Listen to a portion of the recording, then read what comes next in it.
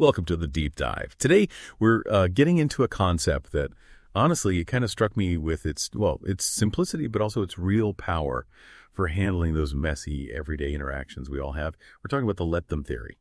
It sounds maybe a bit simple, but it's all about embracing acceptance. You know that feeling, right? When you're caught in that frustrating push and pull, maybe trying to control a situation or how someone else reacts, like trying to get a friend to see things your way when they've clearly made up their mind.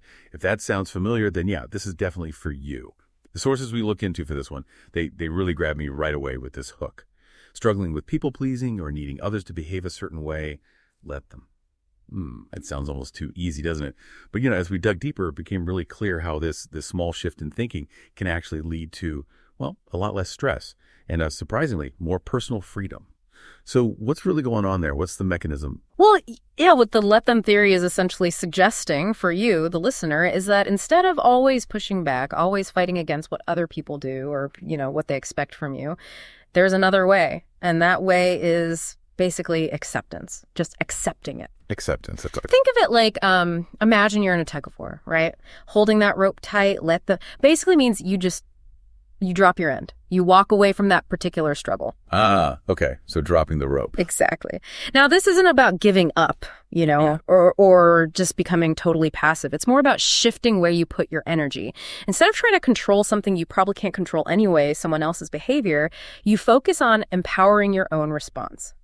And this deep dive, we're really going to unpack the practical side of that, how you can actually use this day to day. Right. So just to really nail down the core idea, this let them theory, it's fundamentally about embracing acceptance when you're faced with what other people do. Yeah. Especially, like you said, in those moments where your gut reaction is maybe to jump in, to try and control things or fix it or change the outcome somehow.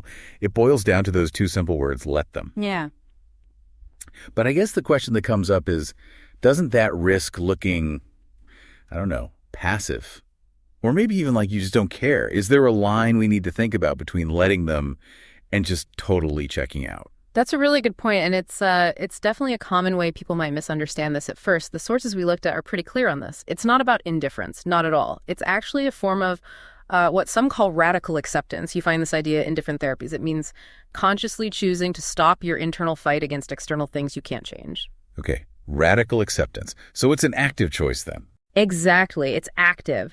So, for instance, that example we touched on before, someone gossiping about you. The theory isn't saying, pretend it's not happening. It's saying accept that they are choosing to gossip. That's their action.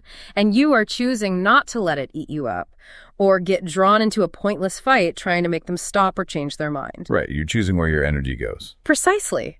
And that ties right back into the real world stuff we found.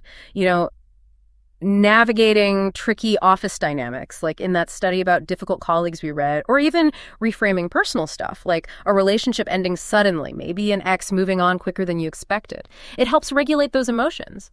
So whether it's someone spreading rumors, or the ex moving on fast, or maybe your friends didn't invite you to something, the theory gives you a really concrete way to apply this principle in those actual messy situations to find some peace. So it's about finding peace despite the situation, not necessarily changing the situation itself.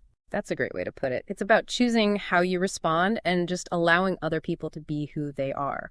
You stop pouring your energy into trying to change them or how they see things. Just think about the mental space you get back. It's like freeing up RAM on your computer, but, for your own life. Yeah, that really shifts the focus back to your power in the situation, doesn't it? Because like you said, it's about what you actually can control, which is yourself, your response.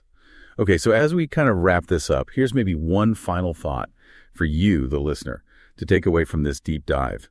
Think about just one area in your life right now. Where do you feel like you're putting a lot of effort, a lot of energy into trying to control someone else, their behavior maybe, or even just how they perceive you? What do you think might actually happen if, just in that one specific situation, you consciously chose to just let them? What possibilities, what kind of maybe new peace could open up for you if you actually made that choice?